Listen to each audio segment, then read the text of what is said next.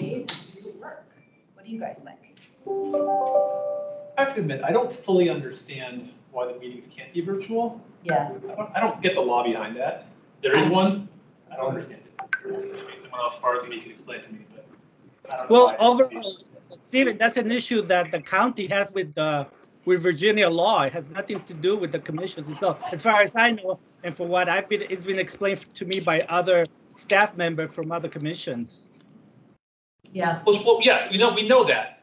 But what's the rationale behind the law that requires us all to be here together so we can hold hands? Well, when the law was created, there was probably no virtual option that was theoretical, so it didn't contemplate that. And once they reopened whether to make it something virtual, there's the opportunity to put all this other stuff in it. So it makes sense to allow a permanent virtual option, but doesn't mean that it's an easy thing to accomplish. I think they make it more complicated than what it has to be. Yeah. I wonder if there's a way to are we required to have? Hi, how are you? How are you? Where should I sit? Here? Anywhere, yeah. Okay. How are you doing? I am. Yeah, had a lot to do because of the incident next weekend. Is that part of your, because you're head of a nonprofit, right? Are you guys working in that space? I'm on the board of a number of interfaith nonprofits and also chair caucus on interfaith outreach. So yeah. Are your groups working to try to get aid and trying to deploy folks over there, or more thinking through potential consequences state-bound? Every group is at a different stage of the process, but I would say that for the most part, I think we're just trying to figure out what the consequences might be and trying to work around those to, support the most peaceful outcome possible. So.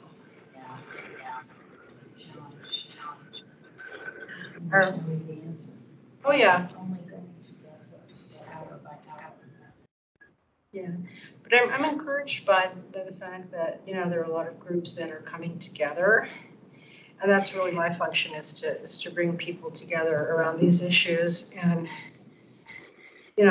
come to arrive at common ground. Yeah. Are we waiting at? We are. Yep. We don't Okay. have quorum in the room yet, so we'll give it another minute or two. Hi, Chris. How are you?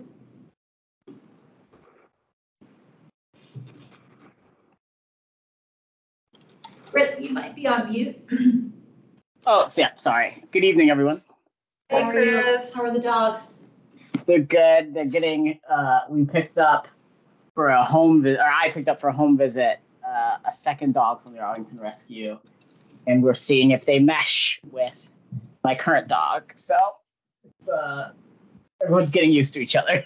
It's a bit loud right now. Are you adopting some dogs right now? I have one current dog, and I'm in the process of adopting a second if this visit goes well. So that is what we are monitoring today. So forgive me for not being with you all.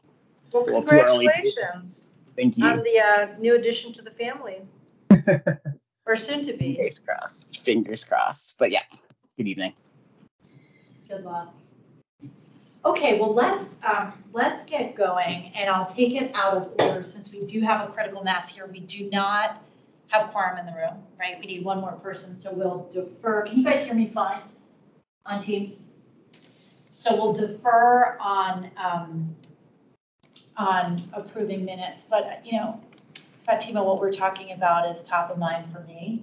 And what I was thinking about and coming here today and opening the meeting, I think what we have all been seeing on our TVs every day, for me, was a stark reminder as to why we do this work, right? I mean, for me, I've gotten so lost in the details of the ordinance and the minutia of this and the details of meeting policies. But when you zoom out and you think about big picture, it's about us being part of a community, right? Yeah. That wants to protect against the sorts of atrocities we're seeing on the news hour to hour. And it actually, hi Roland. Hey Roland, how are you? It actually sort of reinvigorates me in the work that we're doing, right? When we think about the community that we want to have. Sorry, Roland, I just. Oh, no. So I should just, I guess I'll just keep it there. Yeah, I know it's just been so heart-wrenching, because I know people on many sides who have been affected, not just the Israelis. I don't know if you know, but I used to co-moderate a peace symposium series, and which I did during the pandemic for 2 years. My co-moderator and counterpart is an Israeli guy, and much more active on his end than I am. But so I reached out to him and to see how he was doing, how his family was, whether they were safe and they were okay. He knew several people obviously who had been affected, who had been killed, kidnapped, whatever. On the other side, I also know Palestinians. I know people who have been affected. I have friends here who have family there. I have one friend whose husband just found out this morning that his the village that he comes from in Gaza got completely destroyed. They haven't heard from any family members. So, this is a tragedy that it has a much wider, circle of influence than I think a lot of people imagine. And, it's very hard for people to imagine this level of intensity and impact. Yeah. Thank you for sharing those experiences. I think for Carol and for Roland's sake, I started the meeting by talking about what's happened over the past few days that we're watching on our news hour to hour, and how for me it was a stark reminder of the importance of the work that we are doing together. We're united as volunteers in this work, designed to protect at least the people in our community against this sort of discrimination and hatred on the basis of religion or national origin or whatever it is. And so I was remarking, and Fatima was sharing her experiences, that it reinvigorates me in the work that we're doing. It gives me more energy to continue to do this work, even though sometimes we get bogged down in the minutiae.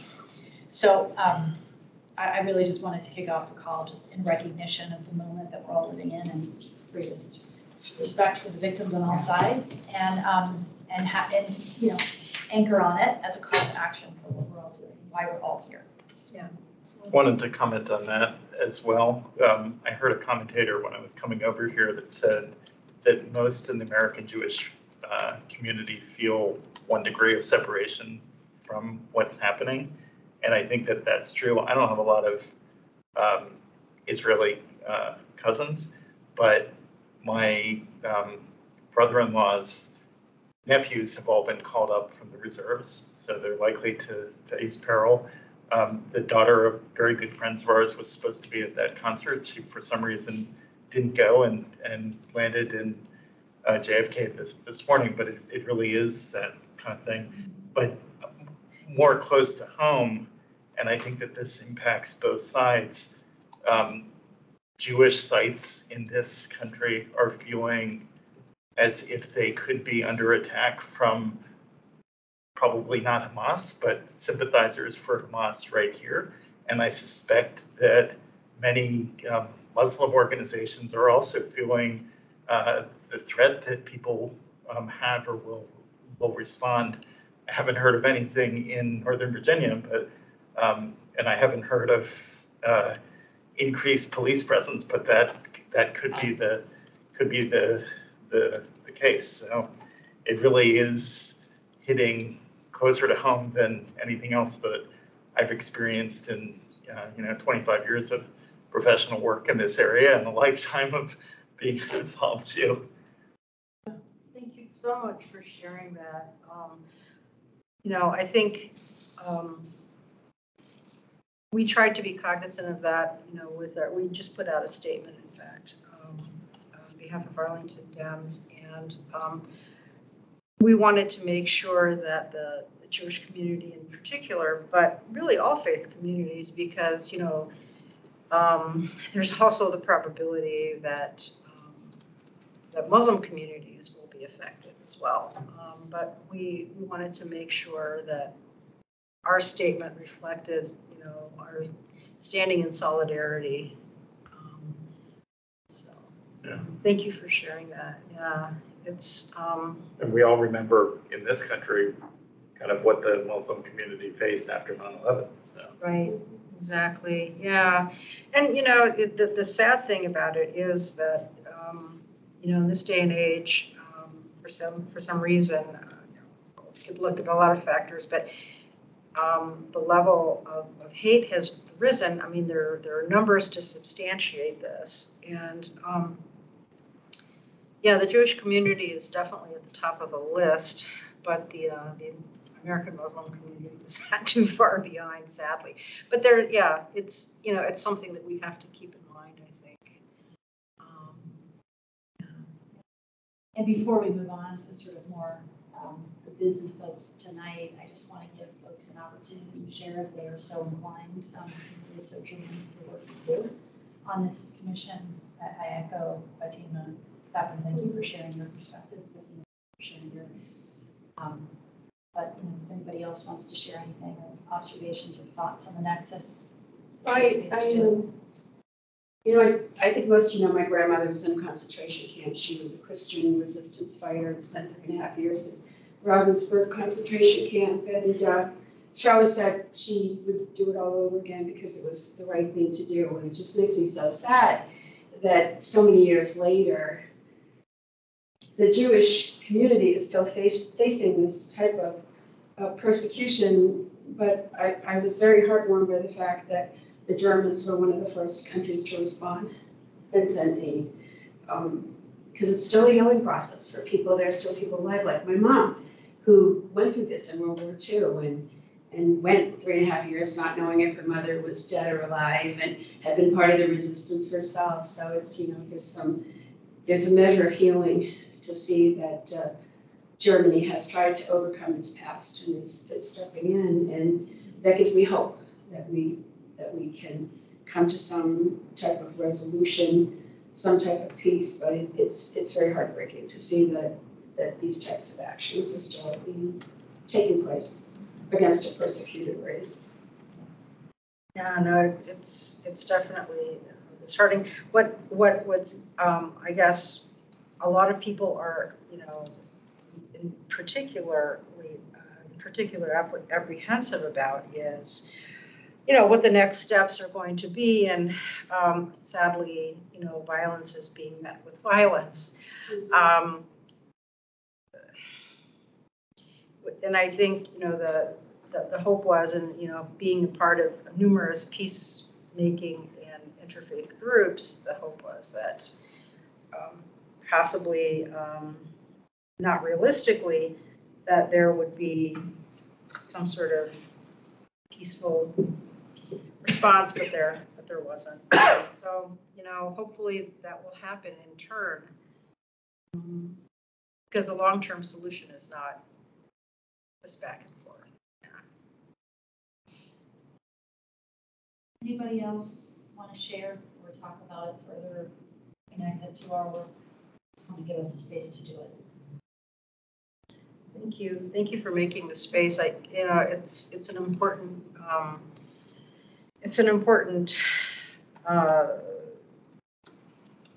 time, and for us to it's an important point in time, I guess is what I'm trying to say. I'm exhausted. I've been talking all day. It's an important point in time where I think we need to sit and reflect and act with cool heads going forward.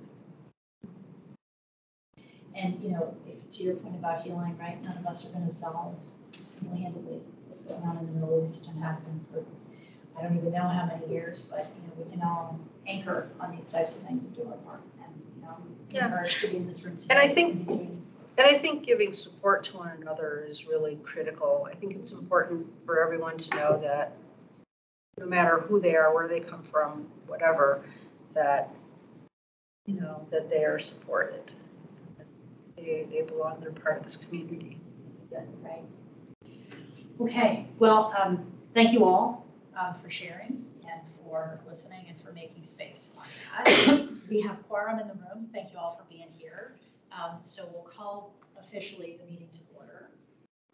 I have a few, moving to chair update on the agenda. I have a few items I want to talk about and really open for discussion. The first, let me give you all an update on where we are with the ordinance. We have, just as a level set, just to remind everybody where we are, we have two bifurcated pieces of the ordinance. First one, I think it was in roughly March or April, I can't remember the precise time, but we sent up our markup to the board, adding jurisdictionally schools under the scope of our ordinance. I followed up a few times. Gurjeet said to me today that her understanding is one of the board members is going to be reaching out to me to discuss it. Clearly doesn't mean they have passed it. There's, some iteration that's going to be going on. So that's at least being thought about at the board level. So that's the first piece. The second piece, as you will remember, is the more fulsome markup to the ordinance that took on, just sort of bringing it current, taking out words like handicap and replacing it with disability, and a whole suite of other modifications and amendments. We have been iterating, particularly at the drafting committee level with the county attorney's office, Virginia Sadler. She's actually been very, very helpful in this exercise and trading red lines with us and giving thoughtful comments to try to eliminate the drafting cycles. We had a couple of emails exchanged on some of the drafting points, and she gave us a response on that earlier this week. I have shared that with the folks in the room and online who are part of the drafting committee. And I think we'll look to have a regroup, which we'll notice in accordance with the rules, but at the drafting committee level and figure out what the next steps are. It occurs to me that there will probably be a distillation of what the policy issues are, both on schools as well as on the broader package. And that when one of the board members, whomever it is, reaches out to talk about it, this will be our opportunity to make the case for all of it, right? And so I just want to be really thoughtful at the board, at the drafting committee level on how we're going to approach that and how we're going to do that. But that is in kind of full focus at CAO, County Attorney's Office, as well as at the board level. So progress, not resolution or completion, but progress on the ordinance front. So that's the update there. Any questions, comments on ordinance before I move on? Yeah. I just have a comment because, I find out on Newsbreak that there's this issue with the female firefighters being sexually harassed. Those are the types of things that, we're trying to make a change with these changes to the ordinance to give people a safe place to come to. The fire department shouldn't have to say, we're going to give you a $10,000 reward to anyone with information on this. So I think it's timely, and I think we really need to jump on things like that. So it's a horrible thing that's happening to the women in the fire department, but to use it to underscore what we're trying to do. And just as an aside, I'm excited you have someone who wants to meet with you on it, and I hope it's Tanya, who's now served on both the county board and the school committee, and I think she would provide a lot of insight as a recent school board member. So I'm very heartened after all these years that we've been trying to get this ordinance through, that maybe we're starting to see some light at the end of the tunnel. Yeah. So thank you. Yeah. On what you have seen, I have not seen that on the sexual harassment of firefighters. Would you share that with me as an action item? I was going to bring that up, and I think simply because I have an issue with that maybe it might be good to get this out of the way regarding the legislation, and then go back to that, because there's a lot more involved. Okay. Do you want to give us the update on it? Because it's germane to this portion of the conversation. So why don't you take a lead on it? It's my understanding that there has been a letter which has been sent by over 30 women in the fire department. And the letter has been sent to county board members and also, I think, to the county manager. And in the letter, they talk about harassment. They talk about the fact that some of them do not feel safe. They talk about the fact that they have, and this is what I was going to bring up because I think we should know about this. They talk about the fact that they have filed charges and they have not been satisfied pretty much with how those charges have been treated. And that was something I was going to ask the vice chair, simply because the vice chair has authority over the EEO standing committee, which would be something like this. If you had a group that you had citizens and employees, then maybe something like this would have come up. Because this is something that I've never known to happen, because 30 women, that's a lot of people. Yeah. And for them to say that they have suffered this over years, this is not something that just happened, but this is something that has happened over years. It's something that I am just completely dumbfounded as to why the commission hasn't heard about it. Is the letter public? The letter, I don't know whether the letter is public. Certainly, it has been leaked. Yeah. And I think that is how people hear about it. Yeah. But one of the things that we have looked at in the past has been the fire department. We've been very much concerned with the fire department and the fire department's treatment of women and lack of women pretty much in the fire department. I thought that in recent years, looking at their recruitment and everything, that pretty much has been dealt with in a very favorable way. But to then hear about something like this it's pretty annoying because according to the letter, the women actually say that they feel that their lives are in danger. So that's why I think it's something that we really should be looking into. Do they indicate where they filed the charges? I imagine these are EEOC claims with their sexual harassment allegations. Yeah, they indicate they filed it with the Office of EEO and Human Affairs. So it's internal now. They haven't actually. Well, we don't know. We don't know. Okay. We don't get those stats. We don't get this stuff. And to be completely honest with you, the standing committee hasn't really met to obtain it. But that was something actually I was going to ask Gertrude about. But I just don't know. But they do claim that they did file charges. And I don't know how many charges they filed. I don't know what's the status of those charges. What I do know from the letter is there's been great dissatisfaction with how those things are handled. Yeah. And Roland, so yes, I agree with you. I think the EU Standing Committee has purview over asking the right questions. I think more broadly, we can think about if it's a pending matter, nobody's going to talk to us about it right now.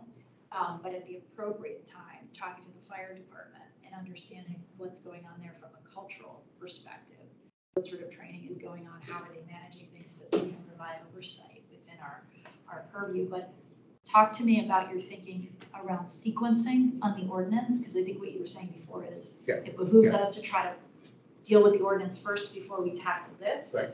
Instead of the inverse. Right. With the ordinance, I wonder whether or not the jurisdictional question is going to hold up consideration of what I consider to be just cleaning up of the statute.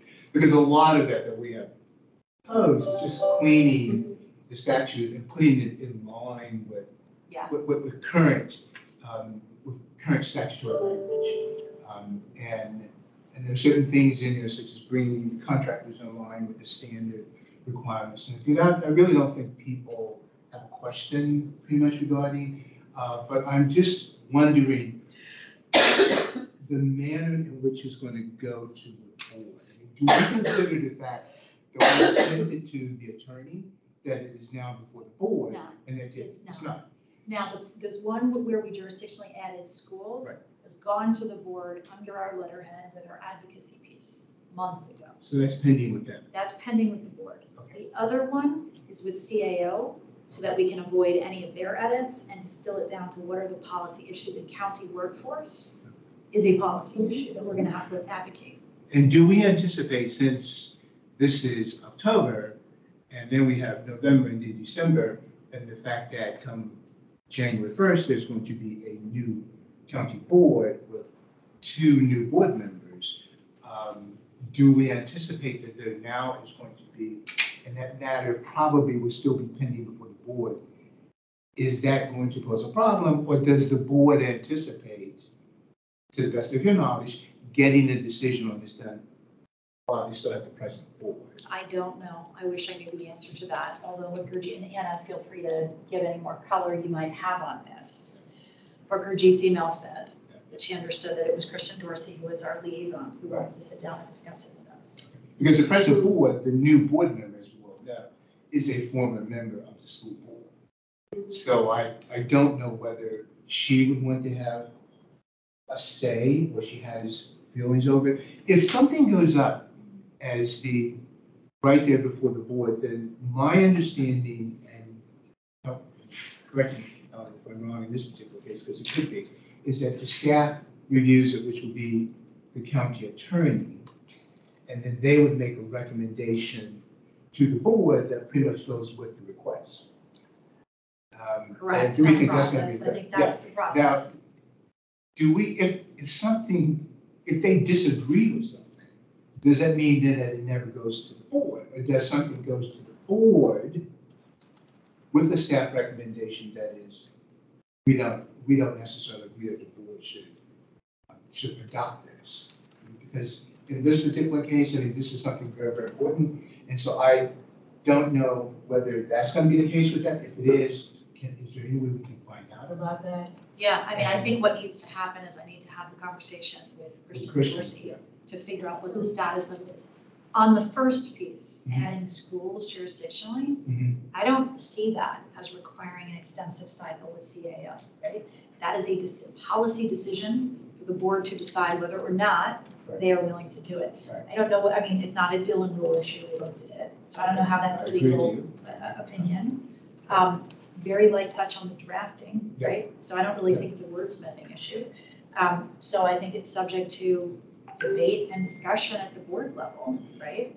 Right. And I think if we can push that forward, Yeah. that would be great, because that is very important.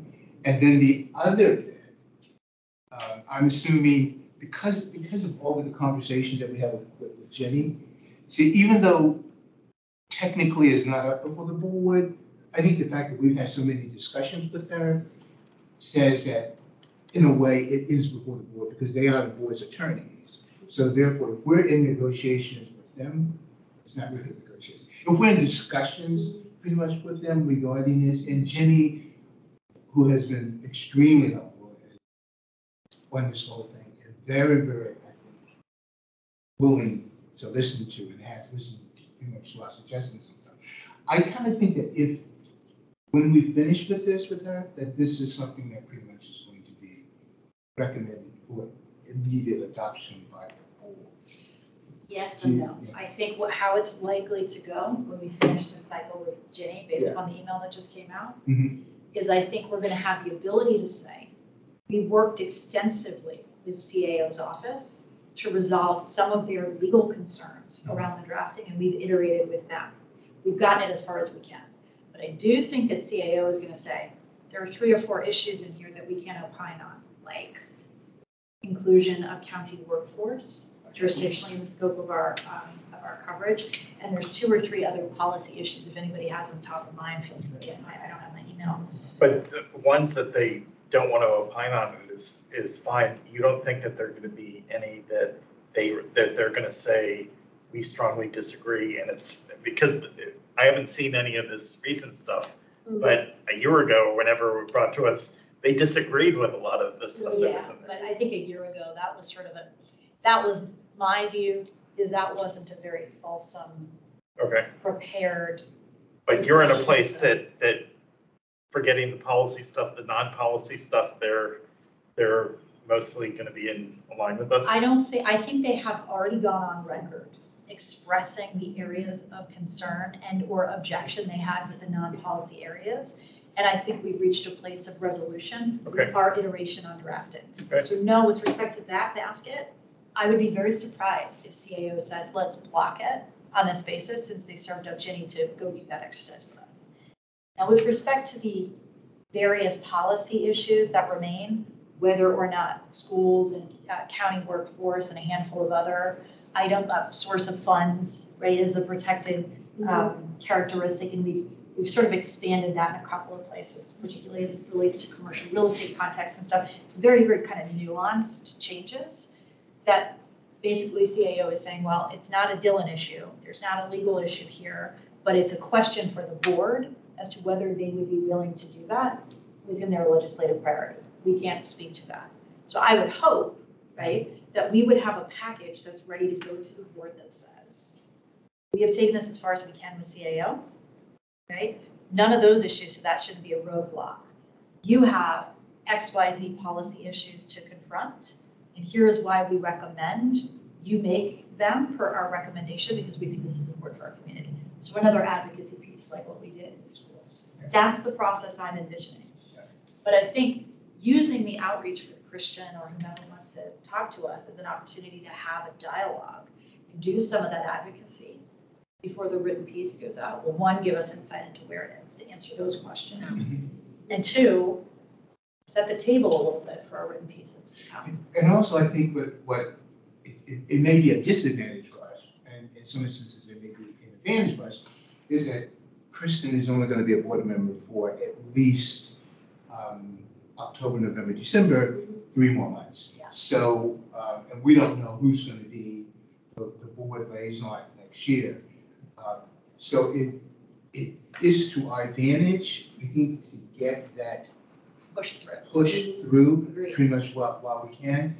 But again, I come back to the form in which it's going to go up there to the board, because if the county attorney disagrees, and obviously they do with those about 4 areas that we're talking about, the question I have is, what's going to be the recommendation that actually goes up there? Is it going to be a recommendation in which they have deleted the 4 things, which I tend to think it is, and they say, we just do this, this, and this, and then what happens to the 4 things that are sitting here? Do they notify, they being the county attorney, do they notify us that that document that we pretty much agreed upon, we sent this up there and we didn't include this? And if they did do that, then what's going to be our avenue? Yeah, What are I we going think our to do? process might be a little bit different. The way I'm envisioning our process is we close the loop with Ginny, right? And we have to, as the drafting committee, we all need to roll up our sleeves and do that, Okay. right? But we then close the loop with Ginny and say, thank you for all your inputs. We understand. Can you please confirm that you have no other edits beyond the 4 policy issues, correct? She'll say correct, hopefully, right?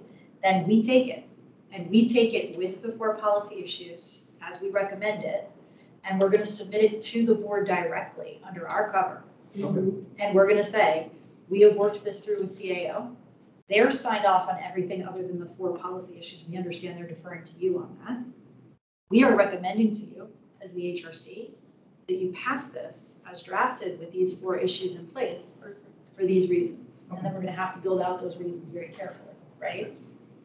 And you're not expecting them to say, we disagree with these 4 policy issues as much as this is in your jurisdiction.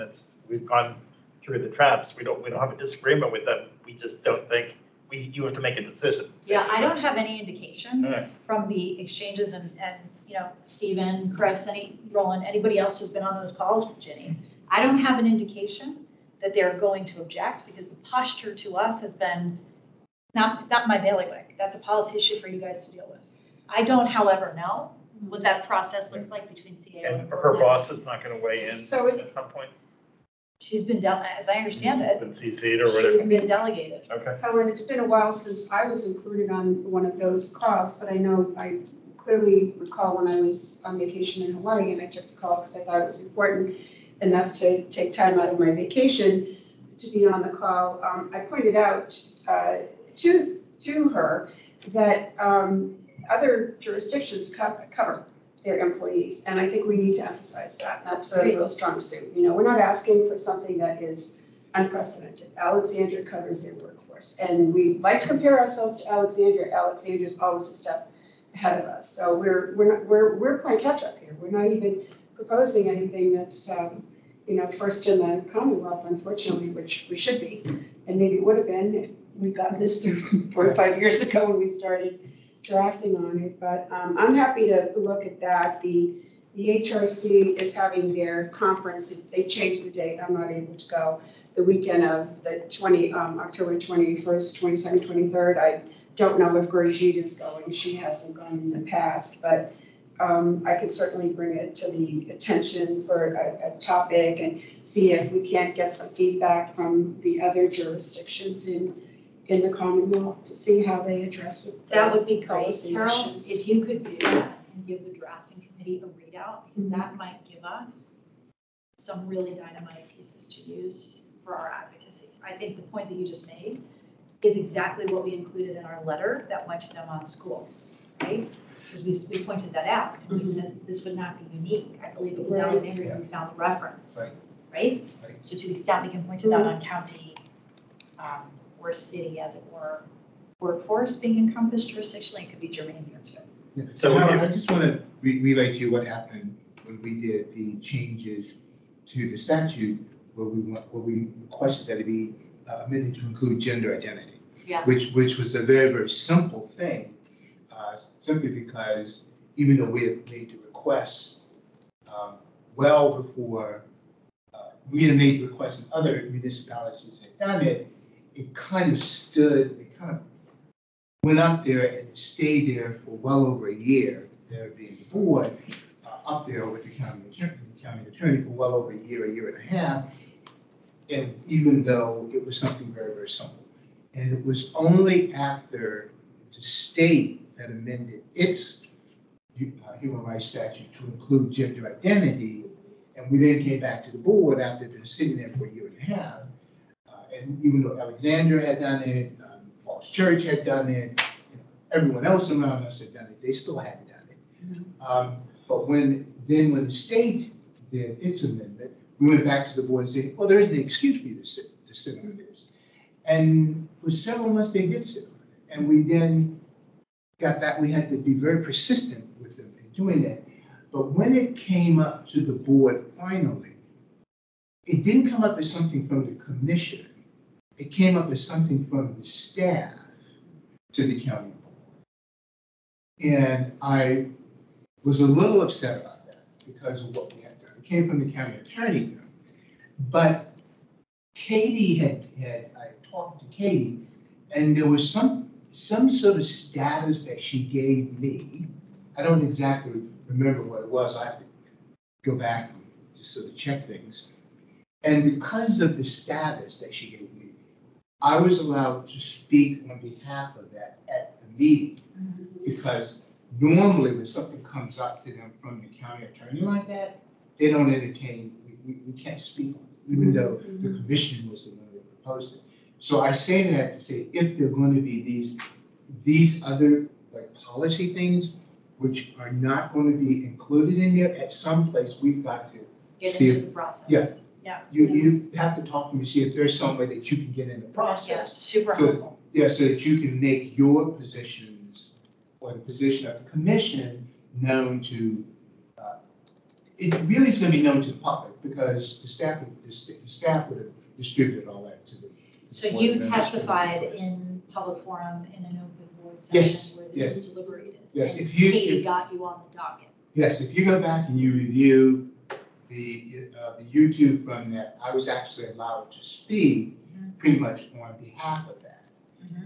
And that, I think that was because it originated with us, or it had something to do with my involvement someplace in the process, that they pretty much allowed me to do that. We want to make sure that you, as the chair of the commission, are allowed to pretty much speak on that. Yeah. At the Yeah, board that's meeting, helpful. not as the 2 minutes that they give employee, 2 minutes they give the public at the beginning of the meeting. Yeah.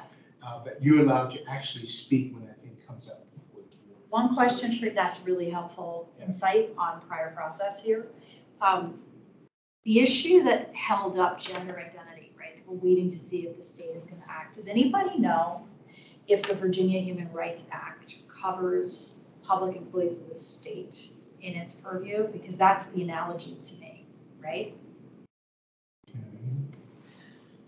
If, in other words, if the state has already said this act that any Virginian Right. can use is Right. also going to be available for our state Commonwealth employees. Isn't the analogy exactly the same? Sure. Sorry, I'm just Well, looking up, no, what no, is no, it that, it doesn't deal with that. It deals with who you can go to in order just to regress grievances or to seek your rights. Sure. Because if it's in the state ordinance, then I think the position is you go to, what is it the Attorney General, or you go to a state. But it's the same point though, right? Right, Because but we if have our it's in the emergency- county ordinance, you can come to the office. was the question to which entity, you know? Whether the Virginia Human Rights Act, Mhm. the state law that covers the same subject Right. matter largely of our Right. ordinance, whether it permits a state employee. Uh-huh. Oh, a state employee, I don't know. The That's state what I'm employee, That I'm making the analogy, right? Because what you were saying, our board was timid to act Yeah. unless something comparable was happening at the state level. Right. That's already on the books in the state level. Right. That's the argument. Yeah, that's the, that's the kind of like Dylan Exactly. mentality, Dylan rule mentality that pretty much exists here.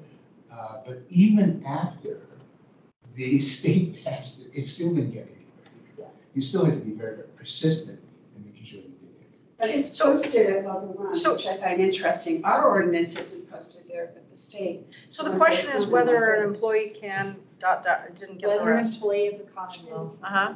can bring a claim under the Virginia Human Rights Act, which is the Oh. state law, right? So that's at the state level. Mhm.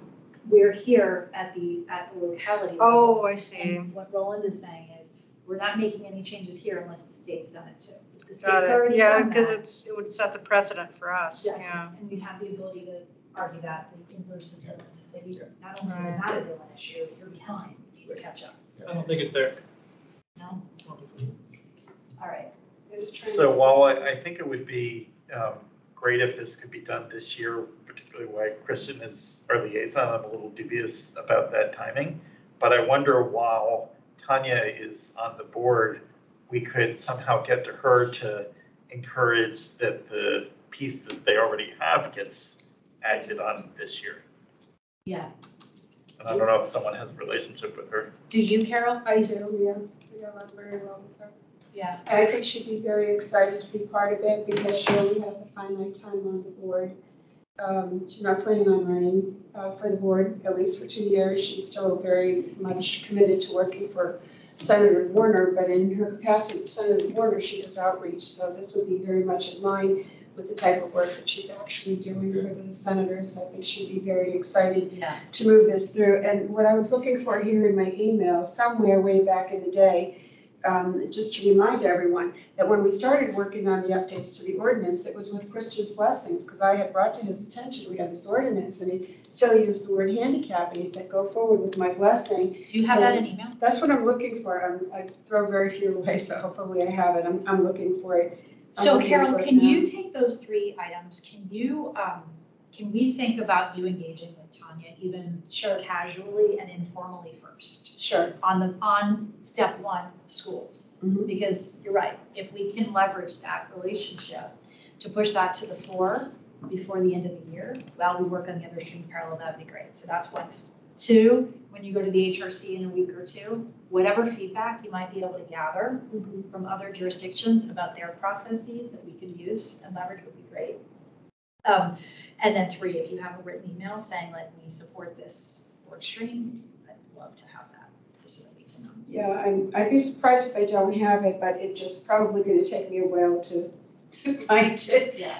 Well, you want me to follow up with Christian? He just sent me some like congratulations for your reappointment. Yes, Well, this please. is an email saying, hey, what have they been since Yeah. March or April? Yeah, I think, a lot of outreach, and then we'll be very methodical in doing it on behalf of the HRC.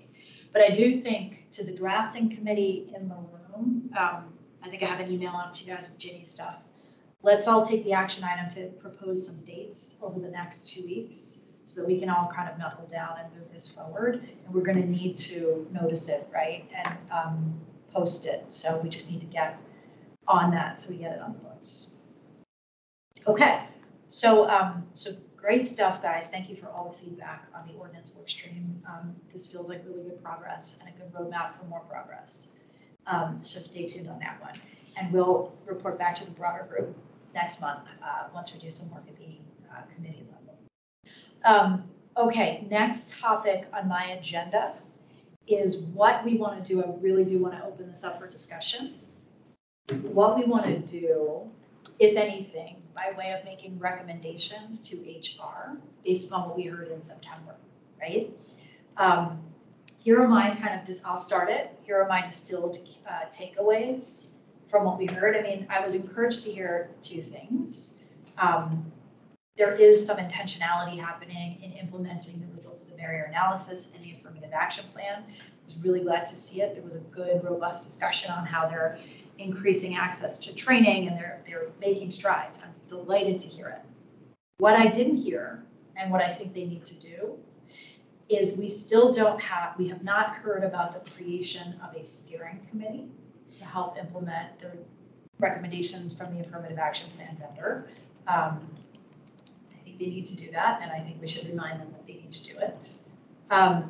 It doesn't sound like the HR department has leveraged available consulting hours from the affirmative action plan vendor. In June, when we heard from Tamara, she talked about how there were hours available to HR that they had not capitalized on.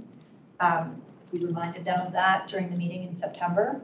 I want to make sure that they're doing it so that we can see progress on some of these issues, especially hearing, Roland, what you're telling me about the letter from the female firefighters. And then I just wasn't so sure that they had a very good and intentional process on tracking meaningful outreach in their recruiting activities. So those were my three takeaways that I think we need to make sure this body is recommending to HR. Does anybody else have anything that sort of stood out to them or anything that you guys think we should be doing here? So I didn't participate in the meeting last month, so I don't have that information, but do they, given what the report was to us and presumably a report to them, do they have a plan for what they hope to accomplish for the next year?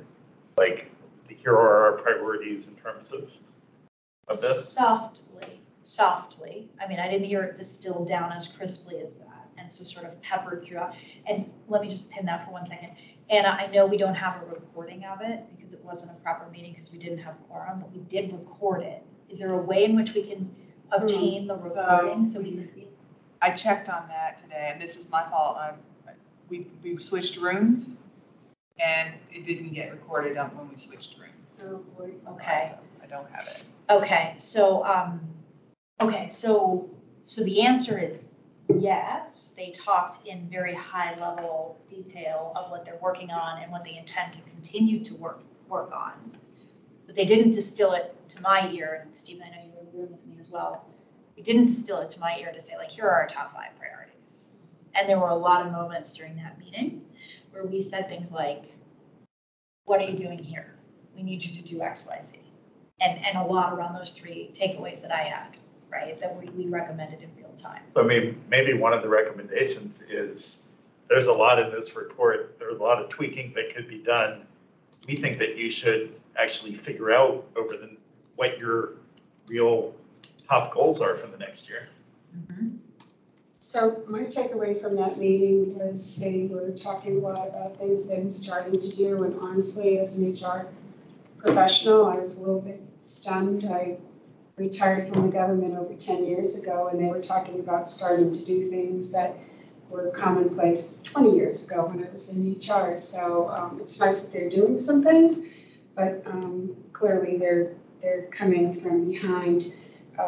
I also really didn't hear them speak about some of the retention issues, which is where you get into concerns about disparate treatment of employees for infractions, which is very similar to the types of issues that Whitney has been particularly vocal about with the schools.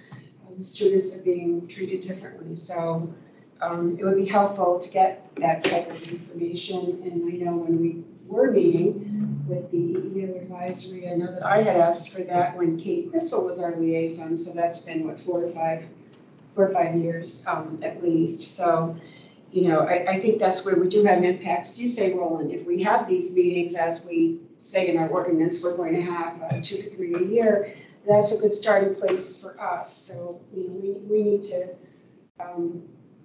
hold our own feet to the fire, quite honestly, in terms of asking for some of that information, because I was pleased with what he had to say. It's like, yes, that sounds like they're doing the right things, but also feeling like there are other areas that could be more innovative, or these are things that should have been happening all along. It shouldn't be like we started this particular program. Can you give some examples on that, like that you think that they should have been doing all along? Well, they were just talking about, you know, where they were going for recruit, and it's not clear on the top of my head, because I honestly assumed that there was going to be a video that we could go back to, so I didn't take notes while I was listening in the meeting as I normally would. But just in terms of going to diverse places, like for example, when I was in the federal government, we would go to historically Black colleges and universities routinely. That is what we did. We would advertise in diverse newspapers. We would advertise on the radio, and especially with media, there's just a lot of opportunity to do these things that is not happening. You can go on Facebook, you can go on LinkedIn. There's just so many social media places where you can go to reach out to a diverse workplace, and it doesn't necessarily have to be a workplace related site to let people know, hey, this is Arlington County and this is what we stand for. I know And that's kind of the targeted meaningful outreach, and that's Yeah. also part of what the vendor was saying. I can give them techniques, tools, Yes. strategies for how to do that. So I think that one's already wrapped in.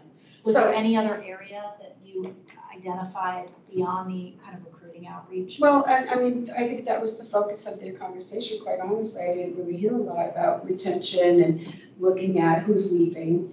And that's concerning, and really nothing about any efforts to hire people with disabilities, which is a constant issue. We have 250,000 people in this community, so we should have some type of representation for people with disabilities. And But that's part of targeted and meaningful outreach as well, right? it is part of targeting, but I'll give you an example. One of the things that really stuck out with me the most in my federal career, it wasn't something that I was doing, but I had gone to something, everybody was looking for scientists, and I was at EPA at the time, and we're all looking for scientists. And one of the agencies that had great success in hiring scientists in IT. So one of the things they said was, well, we were looking for IT people, and we have to run our data center 24/7.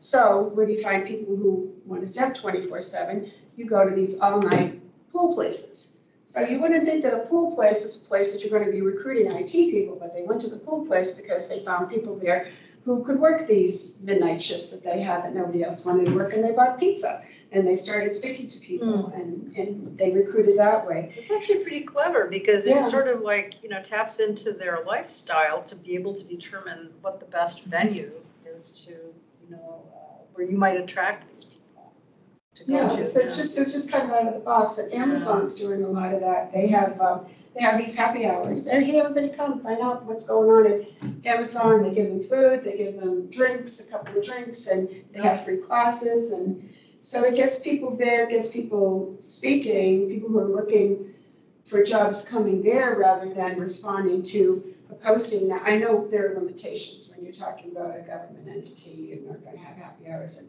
things like that, but there are opportunities at local events. You know, go to Green Valley Day if you want to diversify your population. Go to some of these widely attended events and talk to people about the opportunities that you have. Don't just go to the county fair once a year and say, here are our jobs. That's just very old school and not out of the box. Yep. Anything else? Yeah, but I think one has to sort of give at least the department a sort of pat on the back, because one of the things that we have been advocating for years is some sort of centralization of the hiring process. Because in previous presentations, what we were told by Marcy Foster is that she didn't have any control over these things, that it was being done by each of the individual departments. But now what I gather from her presentation or her response was that there does seem to be some centralization of some things there in her department. So I think that's a plus, and I think we should sort of make that pretty much known to her. But at the same time, when they talked about the interview groups, specifically what she sends to these groups, and I think the impression I got, and help me if I'm wrong, is that when these applications come in, they now go to her department. They're the ones who pick the so-called most qualified ones. So they're making that decision.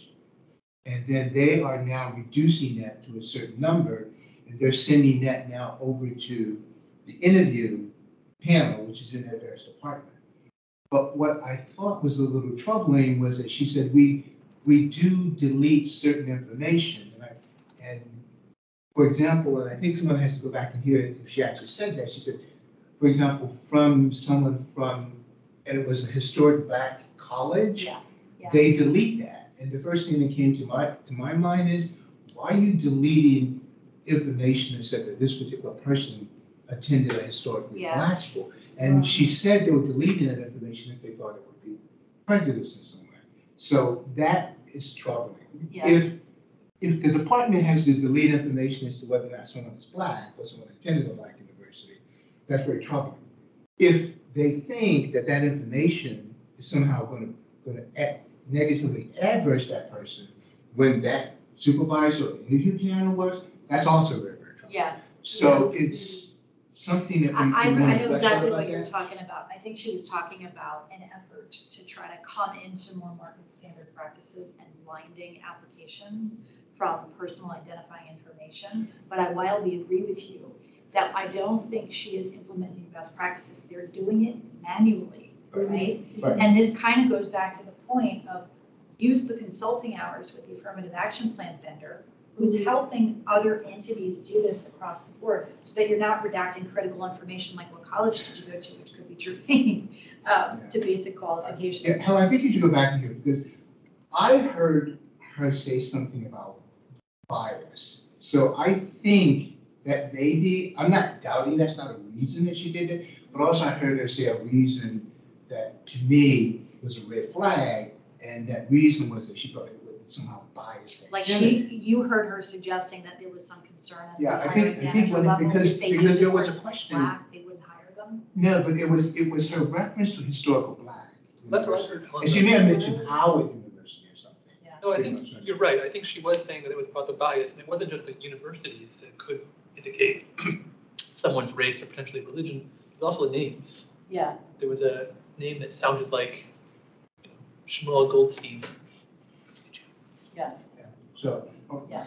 and if that is the case, that's a little troubling. Yeah.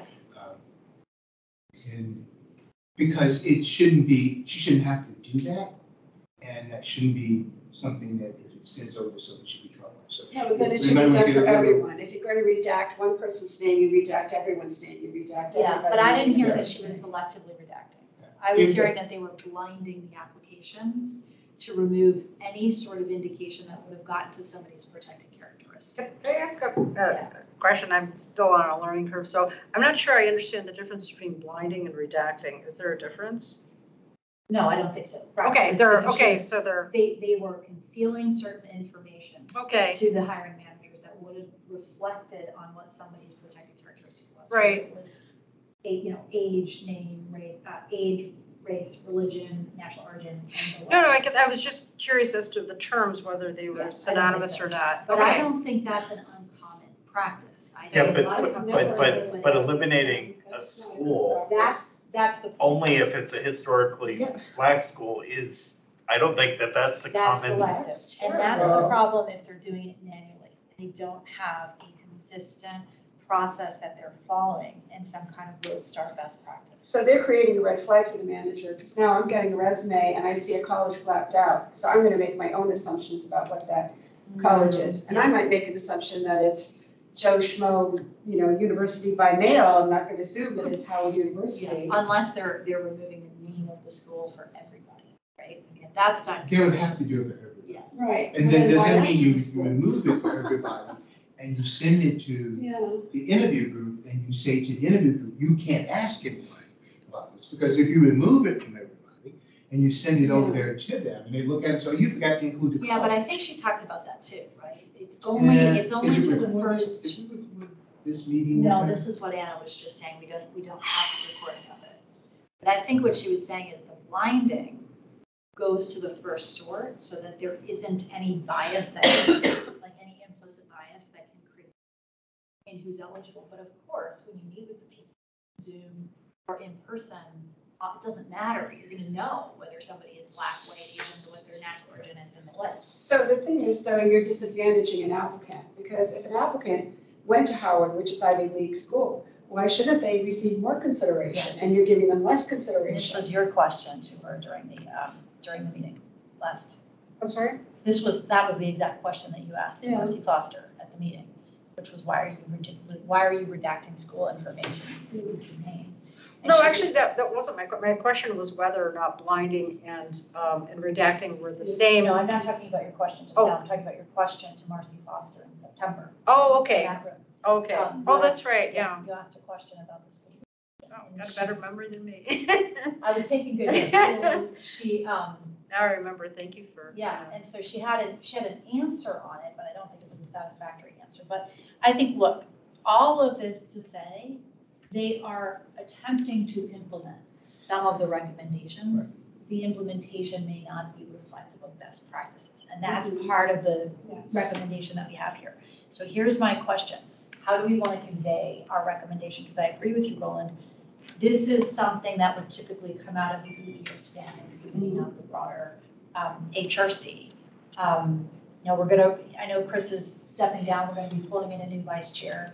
Chris has some good ideas in process on restanding it back up. But for now, we don't really have it in power. So do we want to send a communication from the HRC?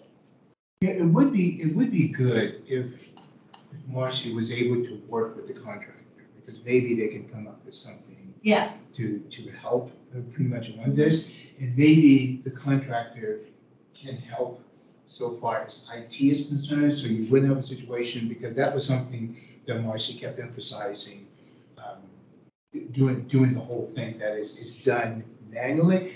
Although I kind of got the impression from her that it differed according to the IT capability of that particular employee. Because some There was a bit of employees- that. There was Yeah, some some employees can tracking do this, issues. other employees can't do it, which is a personnel problem that she should be dealing with, because there should be a consistent process. That's right.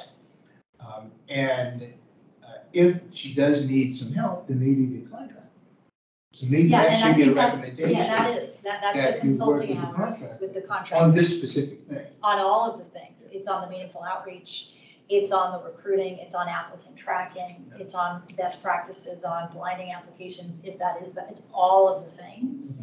And that's, I think, what our contractor said, what the contractor said in June, is that I have a whole basket of consulting hours I can give you on how to implement this. So I don't think we limit ourselves at all. I think we just say, talk to the contractor, leverage the budgeted for hours to help them, to have, to help you, the HR department, implement some of these things in a compliant, consistent way. So I think we do that from an umbrella perspective.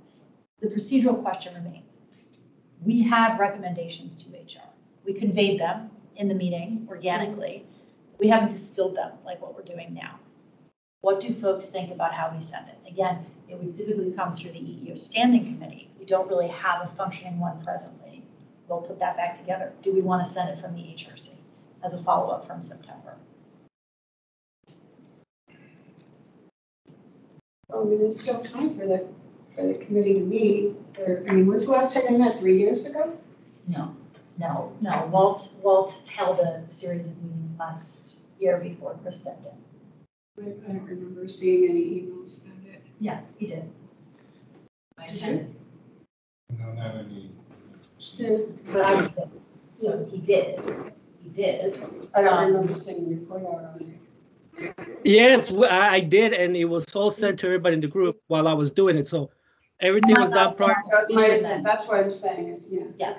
You had 3 or 4 months. So that all the meetings were posted and emailed, and everything was for Chris to take up on. But Okay, that was yeah. after. Okay, yeah, there were a few months when I wasn't on the commission, so maybe I have. Yeah, we did.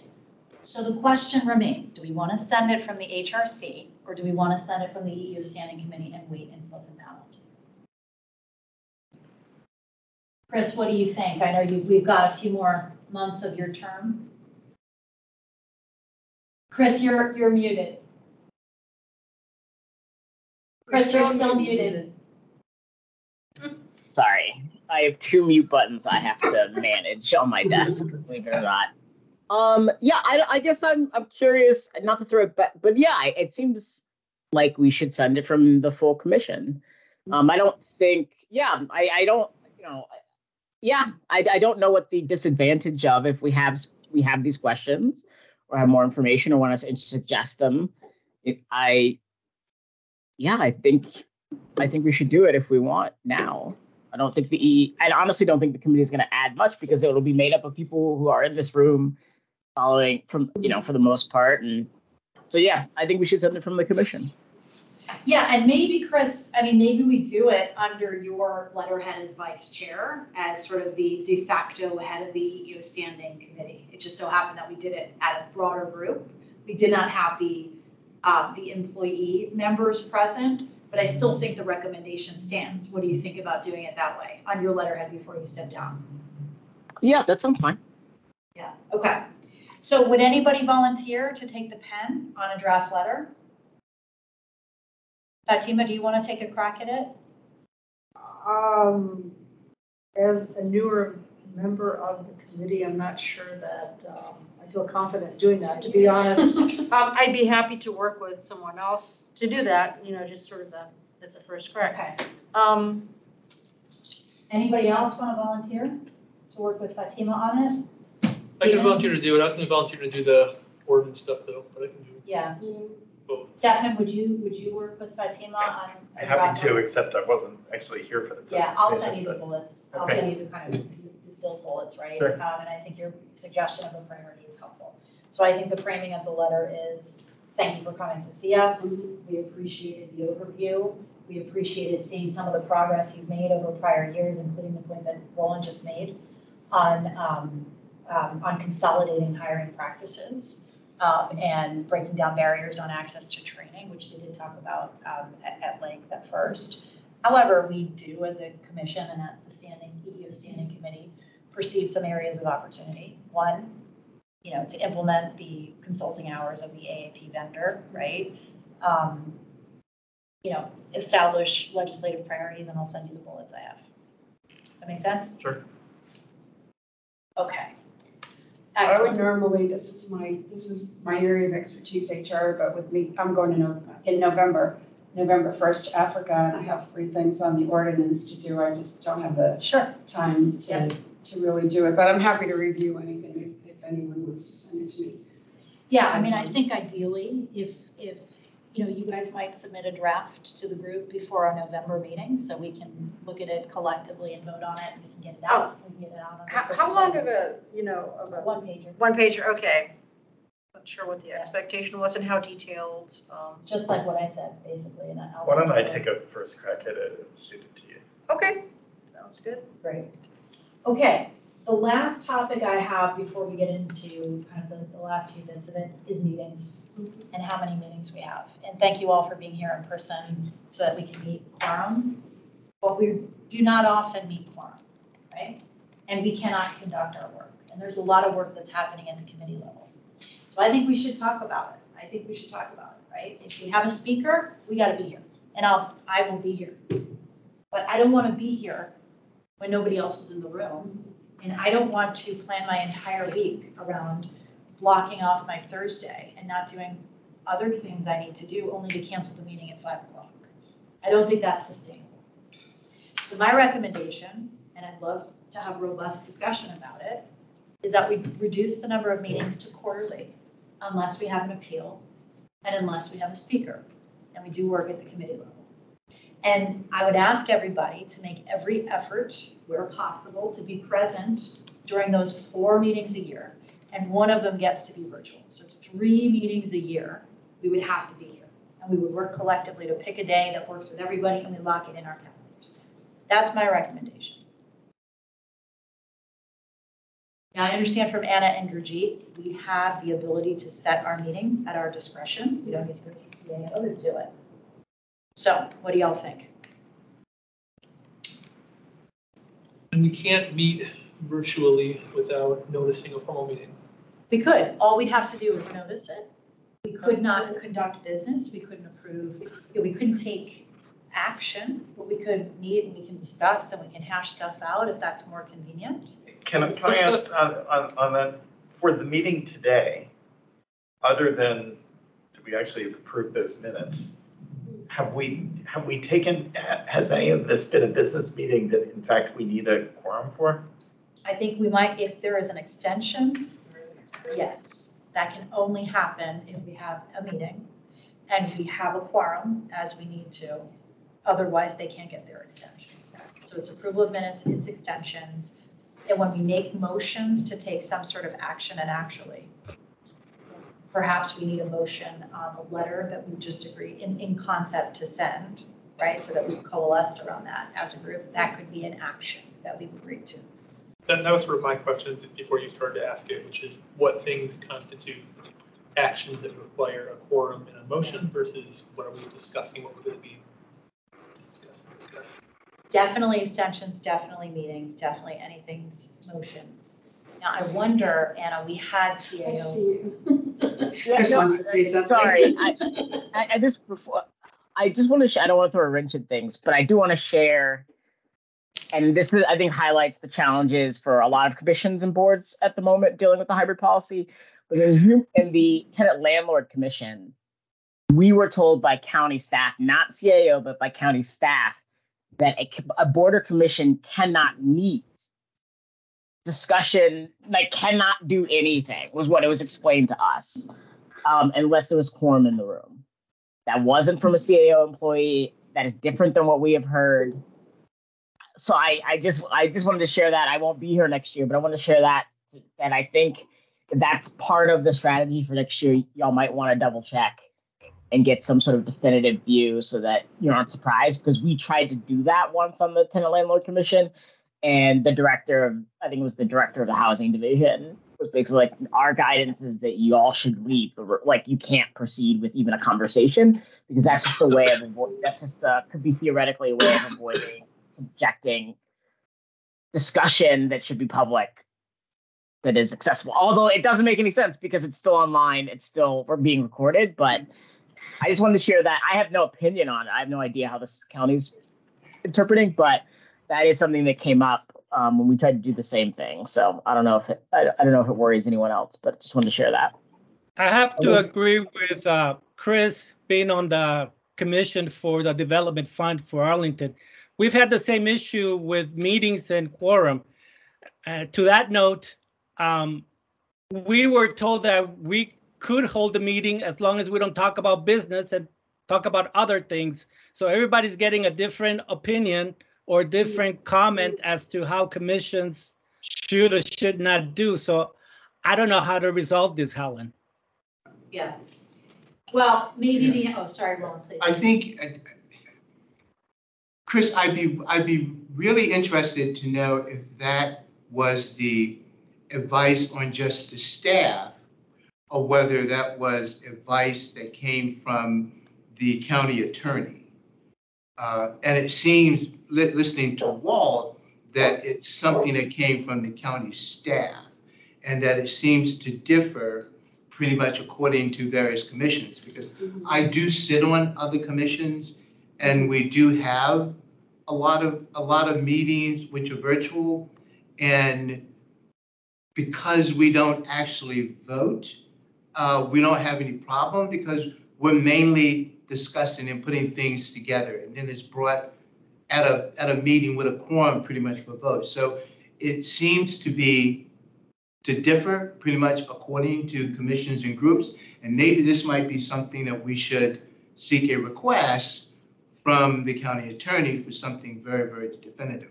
By the way, I just want to add that there are several commissions which are working on legislative packages to give to our local delegation to present to the state to deal with this particular problem, because this is a concern of a lot of commissions. That is, what is the impact of virtual meetings? And I think, and I can tell you that from what I gather from my experience with some of these, and I am a little bit involved now because I serve on another commission, but meeting with the state senators and the delegates on important legislative matters, that the question of virtual meetings and quorums is something that is number one, and that it seems to be almost unanimous with these commissions that the delegation does propose that the state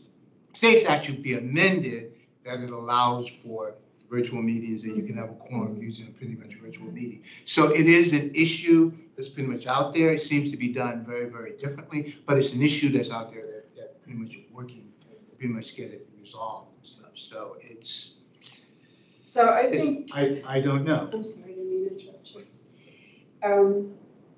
I think you're absolutely right. The workplace has changed with COVID. People have gotten very used. We conducted business for quite a long time. Virtual, we had good attendance, so I think there's an impact from that. I think there's an impact from the fact that we haven't had a full commission in over 2 years. And maybe we'd have an easier time having a quorum if we had more members. I don't know, but I think there's an impact there.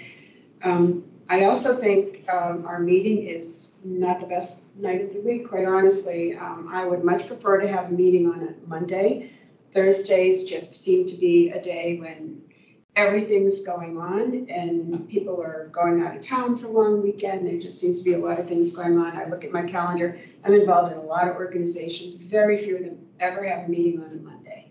So before going in what I consider drastic to quarterly to improve attendance, I would suggest that we first wait and see what happens if we have a full board. And if we can get some changes to the requirements, I don't see any reason whatsoever that if people are virtual, that they should have less of a vote than someone who's sitting in their room.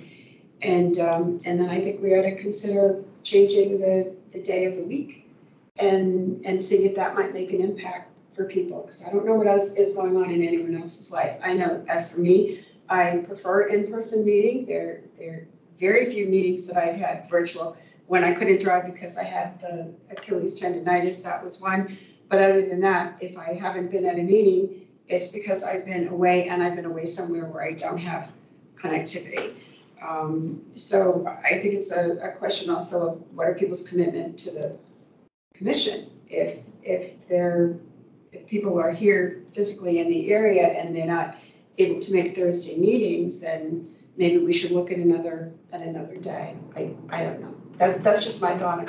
I just feel like there's way too much work to be done. When we have meetings and people are in attendance, we have robust discussions. I would hate to have less meetings, honestly, because I think we could do more if we all come together.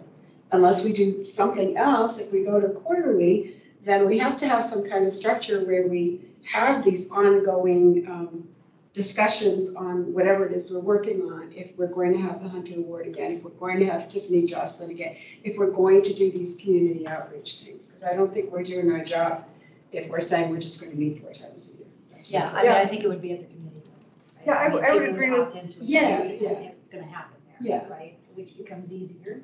Yes. Committees can happen, as if I understand correctly, Anna, virtually, right? That's the difference. That's what makes it easier. Yeah, I would agree with Carol's assessment on a number of points. I think the meeting quarterly, it's too infrequent, and I think that there's to Carol's point, I think there's a lot of work to be done. But more, at least as importantly, I think that memories fade between, from you're only meeting every 3 months, whereas meeting monthly sort of, I think, keeps the momentum going. It's harder to sort of pick it up after a certain amount of time. Mondays work for me, so, I'll just, that's fine.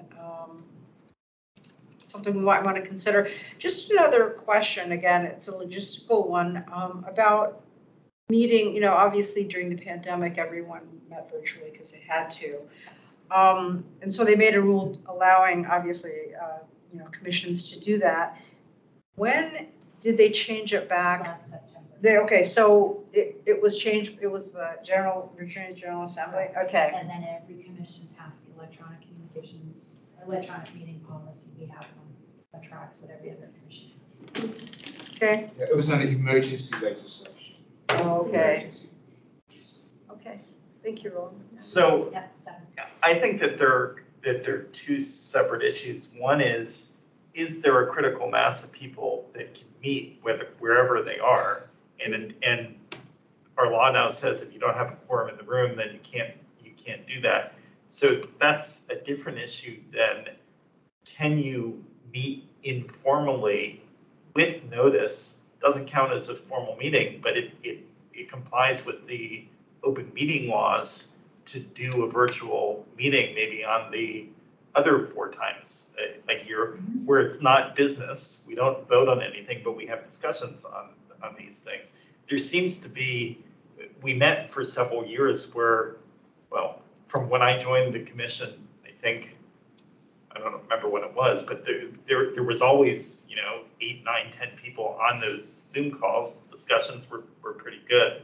So I'm wondering whether we're having a problem because we can't get 6 people in the room X number of times a year. I'm not sure the solution is to go to 4 times a year for only three of which would be in the room is necessarily the solution. If we can kind of jerry rig something else that meets the letter of the law and advances what we're trying to do. Here's my recommendation. And one other thing I wanted to add to what Stefan was saying is that, if you do it quarterly and then you don't have a quorum, then you end up meeting like every 6 months. So That's the problem. yeah, That's the so I problem. I mean, think Stefan's I don't point, think that's a we're solution. not getting 6 people in the room consistently.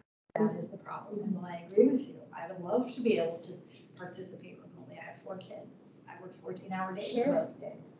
It's a hardship for me too to be here, but I'm here because I signed up to it, and that is my commitment. And so for whatever reason, if people are not in the room, we can't do the work, right? And I want to do the work. I want to have as many meetings as it takes to do the work, but I want to get here and do the work and not have to cancel it after already blocking my time and not doing other things. So here's my recommendation, and then I'll turn it over to you.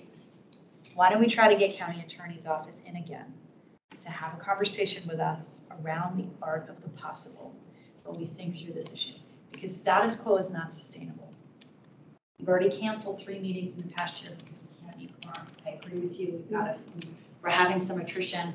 Chris is rolling off. We've had other attrition. We have some good applicants. We've got to pull more people, and that will help, right? But the bigger the commission is, the higher the quorum requirement is too.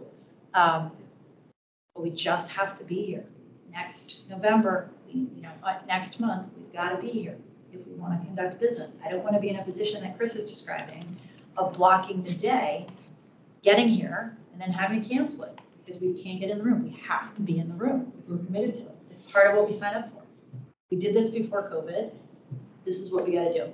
I'll go to you in a minute, Chris. Very Steven briefly, is up. I think when everyone signed on to be a commissioner, we agreed that if you're not coming to meetings, you're off the commission. Right. Nobody's enforced the rules. Yeah. Just people who have other priorities, it's fine. Like, people are all doing great work. It's okay. Yep. Enforce the rules. Fair enough. Point taken. Chris? Yes, and just as you came to me, my dog started barking. So, y'all can hear me. I'm now. Yes. Yes, we can hear you. Okay, sorry. I'm a little paranoid now. I want to. This is something, Helen. I mean, it sounds like maybe y'all have made your decision, and if that's the case, that's having been on other boards and commissions now in Arlington as well.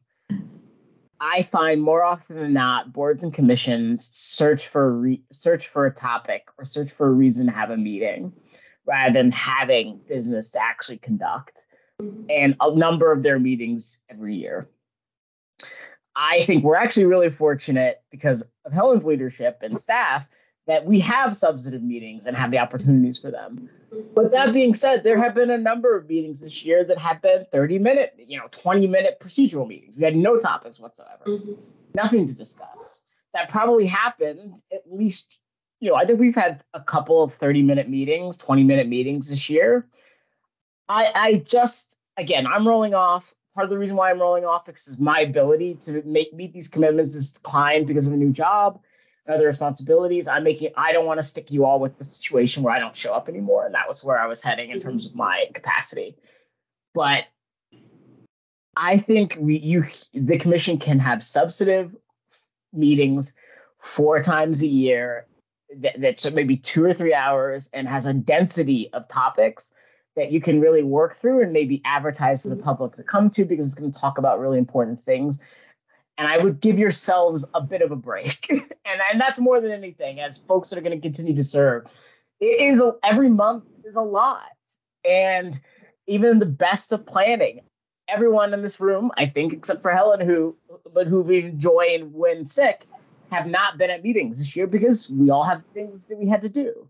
And so I would say give yourselves a little bit of grace and try it as a pilot in 2024 and see whether or not it really compromises the ability of the commission to do its work, or maybe it creates energy every quarter because that is an important meeting, that you can cover a lot of ground on. So I would just be kind to yourselves. You all are active volunteers in Arlington. This is a big commitment. I think you can do the work with fewer meetings and have it really still be robust and not put so much stress on all of yourselves to get here after work and after hours and all that kind of stuff, traveling, all that kind of thing. So that's just, I won't be here. So I know, again, it doesn't matter as much, but I would say give yourself a break, pilot 5 meetings next year or something. Like maybe if you think 4 is not enough, do 5, but it's still fewer than the number of you're doing. And you can see whether or not it makes a difference. Thanks, Chris. Appreciate that insight. Well, I also think the value of what people are contributing should be measured by whether or not they're at a particular meeting or not. For example, Whitney's not here. I know she's been working very hard on the schools. When Steve isn't here, I know he's working on the ordinance. I know I attend tons of things in the community that are related to human rights. I do a lot of things in the African American community, Juneteenth, whatever. I know Fatima does a lot of things with the Jewish Palestinian groups, and she does a lot for equity. So Sean, I know, is in school, so I think he's got a temporary issue right now, if I'm not mistaken. I think he's got class issues. So I don't think they're people necessarily who, just because they're not physically in the room, it means they don't want to be on the Human Rights Commission or aren't doing good things.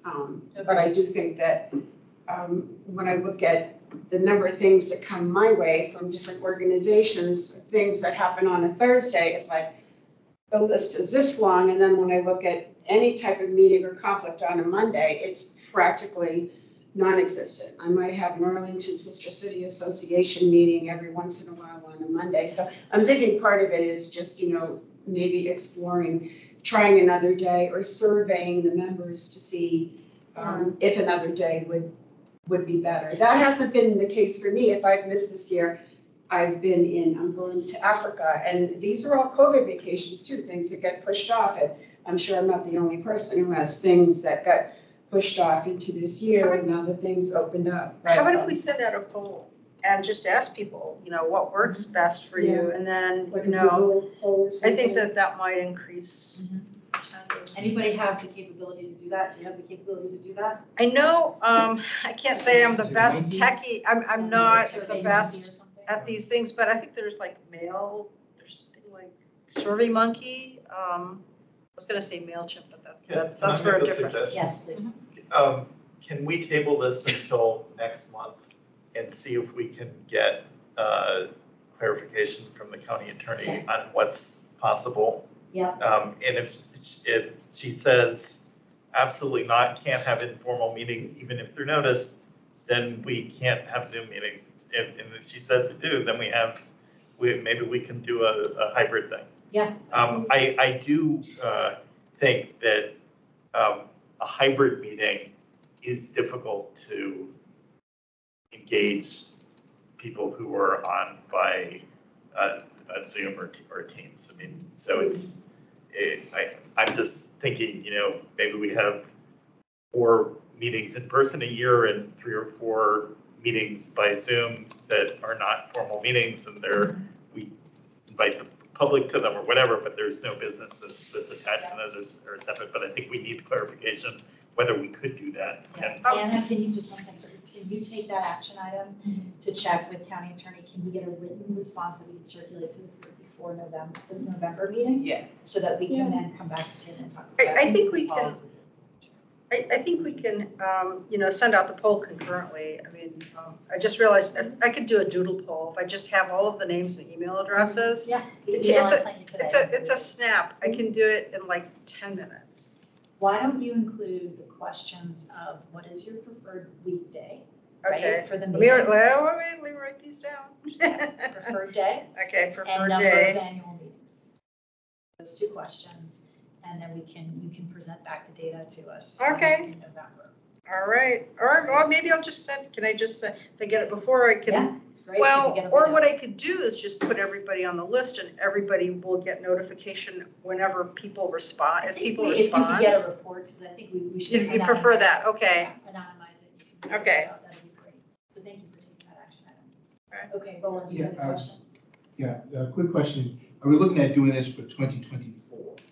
I think so. I mean, I think we're locked into our calendar. Which would be a different board liaison, so they may not want to do this. So that's something I think we really should take into consideration. Does the board liaison have an interest in the frequency of our meetings? I think the board liaison would have a tremendous interest in what the Human Rights Commission does, especially if that board is going to be a board member pretty much responsible for it. I think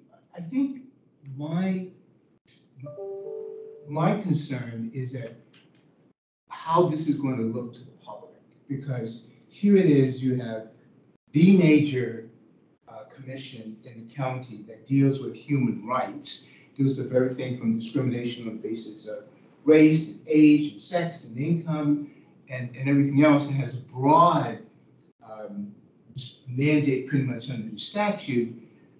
And this particular group has decided, we're only going to be available to the public every quarter. I think that sends, and this is just my opinion, I think that sends a very, very bad message to the public regarding our commitment for their rights, regardless of whether or not we have meetings that we pretty much 30-minute meetings. I think the public we should get some sort of input, and we should at least get some sort of measurement of entities and groups pretty much in the public regarding this. Also, one of the things that's pretty much big in Arlington is equity. We see you. And, is equity. And I don't think that doing this puts us anywhere near equity, because we're not making ourselves more available to the public. We're making ourselves less available to the public. So that's something that the commission, I'll go with whatever decision of the commission, but I think that's something that the commissioners have to pretty much take into consideration. And equity not only deals with the meetings, equity deals with everything from, do we make the commission accessible to people who want to come into the commission? Do we make the filing of complaints accessible to people who pretty much want to file complaints? And the only reason I bring up this is that there are other commissions which have looked at this and have made changes in how they operate in order to be far more equitable, far more appealing pretty much to the public. So I think when we start thinking about limiting people's opportunity to come here, that we should have a discussion as to what pretty much you want to do. Thanks, Roland. Chris, you've got your hand up. Okay, we can hear you. Yeah, hi. I agree with you in principle, Roland, that there is a risk of reducing the public's access to the commission. we have not had a member of the public join this commission meeting all year. But and I can tell you, I also sit on tenant landlord commission. As I said, we rarely had, except in extraordinary circumstances, where there are lots of other ways that folks were engaging, like the Serato, that we had more than 1 or 2 public comments. I find that as a citizen of this great nation and county, I find that deeply disturbing that more people do not want to be part of our governmental conversations. But we would not. No one came. Like I think reducing the amount of access to a commission that meets on a Thursday night that is inconvenient to a lot of people that don't come is, again, I love the spirit, but I don't necessarily think that it reflects the realism of the reality of people do not come to these meetings. And so the public will not be at any less of a disadvantage, or any more of a disadvantage to coming to an event they already don't come to. So I, again, won't be here. I love the spirit of this, but this goes back to Arlingtonians. We are type A's, and we always want to do more and more and more. But like, Carol, go do those vacations, and I promise you will. The commission, I will promise, but I'm confident the commission can still have the impact that it's having, and you can go on vacation when you need to. And I think that speaks to, I think, the practicality of what Helen is describing, which is like the commissioners are busy instead of canceling 3 meetings anyway. Again, if we had just taken this year's schedule, 3 of those meetings we didn't do 3 meetings because enough folks didn't show up. So anywho, I just wanted to throw in that perspective. Yeah. I disagree with what you say. I understand. No. I mean, I agree you have the right to say that, but as one who has attended the past year, a lot of meetings on groups dealing with their housing, human rights, and everything, I don't think this commission has a good reputation. I think this commission has to do a lot of work on its reputation with the community. And I think that by limiting the meetings, we further show to the community, who already thinks that some people in some groups that we don't do anything, that they're absolutely right, that we don't do anything. And that's why I differ with virtually everything that you said. And my comment on that, it was going to be that if you look at our agenda for tonight, for example, it's just a standard agenda. It's not an agenda. There's nothing that, if I were a member of the public, that I would look at and say, oh, I want to come because you're talking about X, Y, Z. It's very standard. It's the director's report. It's this report. It's that report. When we had meetings in the past, where we had agendas out in advance and we had topics that were of interest to the public, we did have members of the public come. So I think that's part of it. You know, people want to know, why am I coming to the meeting? Carol, are you suggesting that it would be helpful to have more detail in the agenda to allow people to understand better what's entailed and what the discussion might look like? The agenda used to be published earlier. For starters, like a week in advance it was published and it was posted so people could find it. So if a member of the public was interested in the topic, say for example, I bet a lot of people want to come next month and hear what the sheriff has to say. But if we just put out the agenda 2 days in advance, that doesn't give the public notice that we have a speaker coming to speak on a particular topic that may be of interest to them. So the fact that we don't have members of the public coming, I think has to do with not having the agenda out early enough, because we have had great speakers come and talk on topics that are of interest to the public. But if it's not published early enough for people to know what's going on, then people are busy. Everybody here is busy. Not everybody here can make the meeting. So a little bit harder for the members of the public to say, that sounds interesting, I'm going to go to that meeting. Fatima? Yeah, I think I'll just keep it short. I think basically it really comes down to the optics. I mean, to Roland's point, I think And Chris, I fully appreciate, what you're saying, that, you don't think that there's enough interest. And, I think we need to look at, I think you brought up a good point. Maybe that point needs to be analyzed a little bit, and we need to determine why that's the case. Because I think, these are very important issues that we're discussing. So, and I promise to keep it short. So that's pretty much it. I mean, I think it's an optics issue. And I think there is important stuff to discuss, and I think we need to be available to the public. And I think it's an issue to me. Maybe this is my perception entirely, but I think it's an issue of public confidence in our in our being availability. I think would create a higher level of confidence within the community. Yep. One question, Roland, do you recall a more detailed agenda in years past? I mean, I sat on this commission with you for a decade. I don't remember. Oh, yeah. agendas. Oh, yeah, I there don't was, remember that. yeah. And motions, yeah. Yeah, there was. I mean, not as detailed as some of the commissions I sit on, but a little bit more. And certainly went out sooner. And one of the ways I think in which we can probably get more community involvement is to do what some of the other commissions do, and that is to put the agenda pretty much on our website.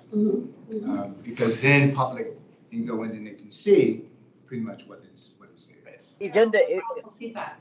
I don't know what I think exactly, but this was one of the meatiest discussions that we've had in my tenure on the commission in terms of the issues that we talked about tonight.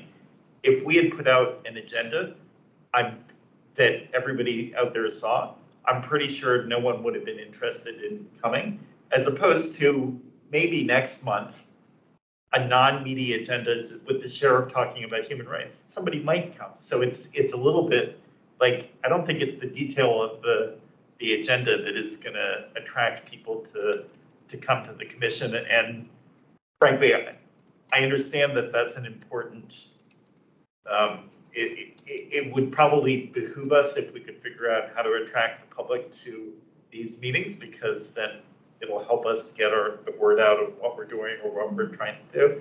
But I'm not sure if a detailed agenda is probably the way to do it. Maybe it's, hypothetically, we have quarterly meetings and we have a speaker that comes to each of those meetings for 30 minutes, and that we get a reputation out. They have provocative and relevant speakers that speak to these issues. Maybe I'll come, but I think that's a separate issue. Yep, thank you for that. Okay, well, anything else on this topic for now? Just to sum up, Fatima, you're going to do the doodle poll. And I've got the questions that I'm supposed to ask. Perfect. Our preferred day and number of annual meetings preferred. Yeah, got it. And then Anna, you'll get a readout from CAO on the informal meeting question from the broader issue. So just to clarify, with respect to the number of annual meetings preferred, I'm going to give two choices. I leave it blank and let people write in the number that they. Okay. And I need to distinguish between in-person and just meetings in general. We have 11 meetings on our calendar right now. Do you want 11, or because they're still going to be subject to our Okay, so maybe I should give a little bit of context for those that aren't familiar with, or not. You don't need to. Okay, no, not necessary. Unless other people Great, disagree, okay. but I just think you leave a blank and let people write in what they think Okay. is the desired number. How many members are there on the commission right now? Right now we are, hang on a second, I should know this. Anna, do you know this off the top of your head? How many? Yeah. 6, 7, 8, 10. 9, 10, no, Maybe how many open spots are? 12. Well, there's 12 total, so there's 2 opens. Okay. Are we involved, this group, in filling those 2 spots, or is that somebody else that does that? The board. Yeah, who makes the determination The as to board who? does, the board does. The first- county board? Correct, and people who are interested complete an application, they attend a meeting, and then they're appointed by the board. If we can do individual outreach to people, Yeah. saying there are 2 slots, you might be a good candidate. Are there people I who do are already that. before? are there people already before the board is sort of sitting on, or are there not enough applications to go to the board? Yeah, there was a series of applications months ago. Whitney rolled off. Whitney's term expired. So yeah, we have, She's not on the board, on the commission her anymore? term expired, I think in. Oh, okay, Can she reapply? I didn't realize She, that. I think she has other commitments. I see. She's getting married, she's got a full plate. That's a Yeah, big yeah, commitment. she's getting married, yeah. Yeah. In addition to running her business, yeah. Great. She's got a lot going on. So yes, we can outreach and yes, we can tickle the board. Yes, we have some work to do to fill. I know I've solicited quite a number of people I've spoken with, but yeah, haven't been too successful. Okay. We did have one who went before the who was appointed, and then he decided to go on the housing commission. Right. So, That's right, that's right. And was this Brian Coleman? yeah, Yeah. yeah. Okay, so approval of the minutes. Has everybody had a chance to review the June minutes that circulated again earlier this week? Any motion to approve?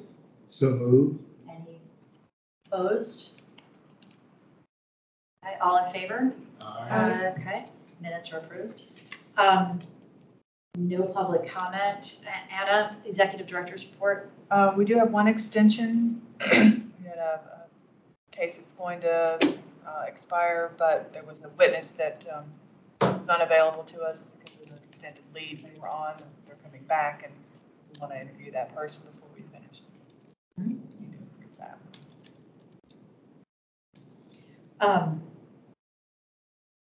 Do we think, how far out, how much time do we need, do we think? Like, is the person coming back imminently? Yeah, actually, like like next week, but you don't meet again until November, and so we wouldn't have time to finish it before it expires, like right at the beginning of November. So that's. So this is to give a Yeah, cushion in if case the we person had is. different timing, we wouldn't necessarily need it. But. Any other questions on the extension request? Are we meeting in December? Since we're not having. Yes, Okay. that's a virtual meeting. Motion to approve the extension. So moved. A second. Second. All in favor? Aye. Any opposed? Chris and Walt, you both are on mute. Yay for both They votes. can't vote. I can't They vote. can't vote. Got it, okay. Well, wait, why can't we vote?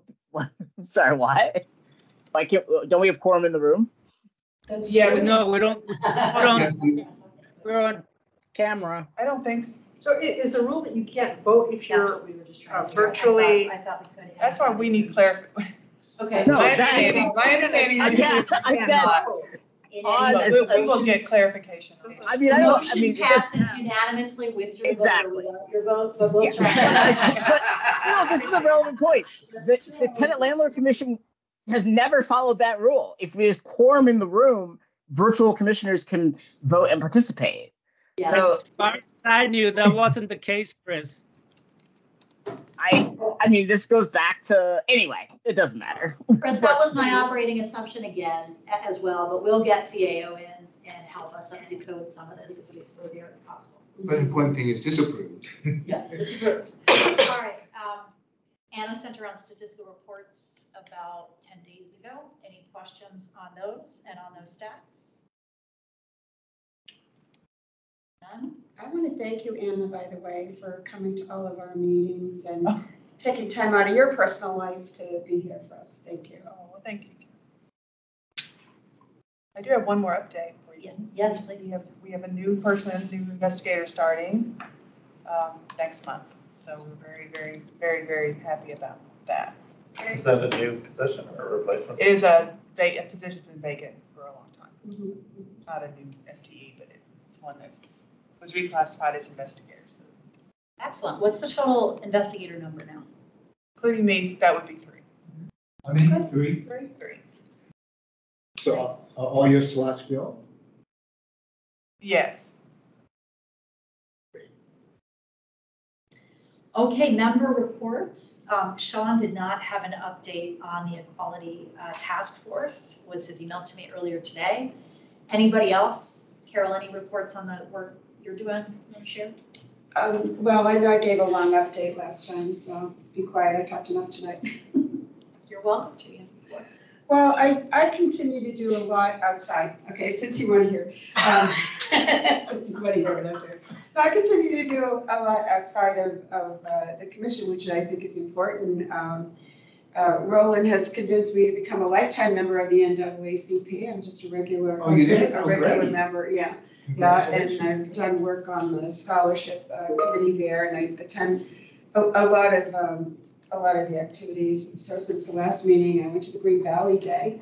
And it's very interesting going out and speaking to people and learning so much. There's so much about the history of Arlington, and I'm learning going out to these events, Juneteenth or what have you, and just such a wonderful community. I'm working with someone to have a fundraiser for the African History Museum, and hoping to have that. I'll let you all know about that. So I don't think we used to get a lot of information about all of the activities going on in Arlington, and now I feel we don't even get the things that are going on in Arlington County. We used to get the Arlington County recognition days, the Latino month, and things like that. And so I get a lot of this information. I don't want to overburden anybody's inbox with it, but I don't see other commissioners there. So, I see Takas at a lot of these events. So I think he has a lot of interest in this area and might end up being our liaison. But I'm happy to share information that may come my way, that may not come other people's way. I'm doing things with the asylee and refugee group. Ken Spiker is someone who I know had applied to be on the board, on the commission before. I think it would be really great if he could be on it. So helping to find places for people, he'd be awesome. Yeah. Places for people to stay. I've worked with him furniture. And a lot of these folks are also looking for pro bono legal counsel. So if any of the lawyers on the commission would have an interest in that, I'd be happy to put you on the email list for that. So those types of things have been keeping me busy. I'm not officially the liaison anymore to the Virginia Association for Human Rights, because technically when my term expired, I came off of that position. No one was reappointed in my stead, but I still am active with them and get all the emails. And as I mentioned, we're going to be reaching out to people to get information for the conference. But it's a good place actually to bring up that I know one of the things that Roland had asked about was getting those meetings funded by the county. Because those are all out of pocket. When you go to those conferences, it's I all. testified about that in the past 2 years. I'm sorry? I've testified about that in the budget committee meetings in the past Oh, 2 yeah, years. thank you. And I think we've got earmarks for it based upon the feedback, at Okay. least in real time. That's what they said, that this is an easy ask. I think you gave me it was about 300 a year, right? Yeah, it's about that. Yeah, I that's what I mean, the testified hotel, to. for example, is government rate, $119 a night. So yeah, 300 maybe.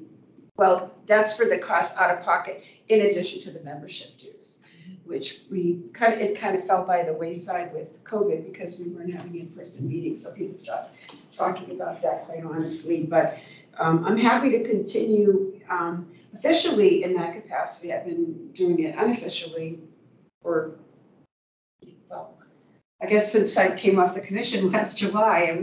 I got a new appointment in November, but technically as of last July, I was no longer the liaison because I was not on the commission. So anyway, those are some of the things that I'm working on. Oh, and I also, on my trip to Europe, I went to Mauthausen concentration camp, and I am working with the county to put on a program on my experience at Mauthausen, which was one of the concentration camps my grandmother was at. And I'll be working with Sheila Buda from Arlington 55 Plus. We have a date, I think May 2nd, that we're going to be presenting the program because she had an opportunity to do this at Auschwitz. So we'll be doing a joint presentation on what we saw and our experiences at the concentration camps. Do you have a location for the program yet? It's probably, let me see if she gave me the location, because they had to have it for the spring guide. So I know it's May 2nd. And I'm assuming the last time I did a presentation for them on my grandmother's experience as a resistance fighter for their Jewish history observation, it was virtual, but I think at the time everything was virtual. So I think a lot of these programs, they try to do virtual and in person so that they could post them to their YouTube channel. So let me just check real quick and see if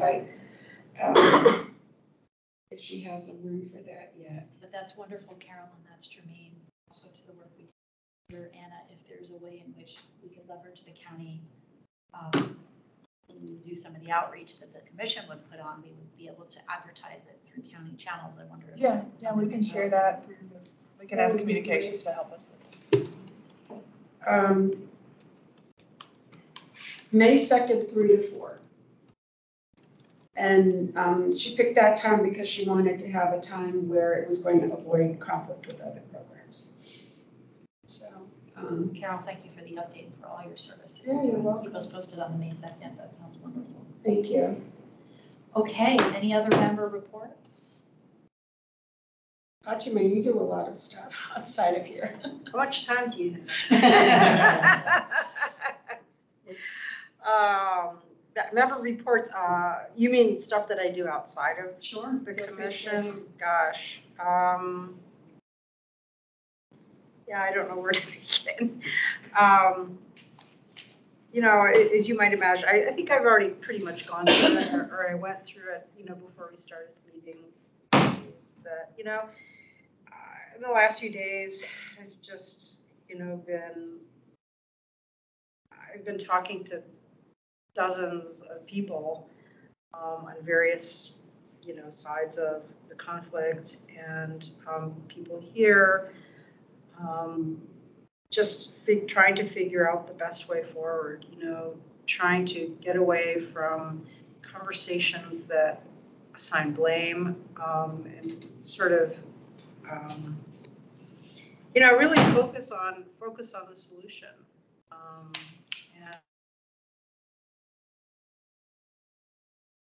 And with what I've done, even prior to the last few days, I used to conduct symposia, as I think I mentioned online, during the pandemic, on how to persuade people to come back to the negotiating table, realizing that the status quo was not sustainable.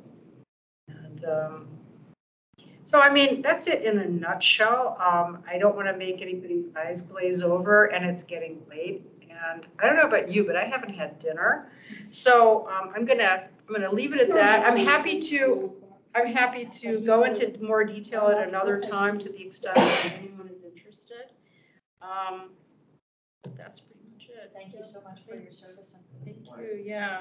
Okay, well, I think we've covered our agenda. No other member reports. I will entertain a motion to adjourn at 8:58. I won't ask for anybody on the screen to make it. So moved. All in favor? Aye. Guys, see you all hopefully in person on the 9th of November. Thank you all for being here. Except for me, I'll be in Africa. Can I join?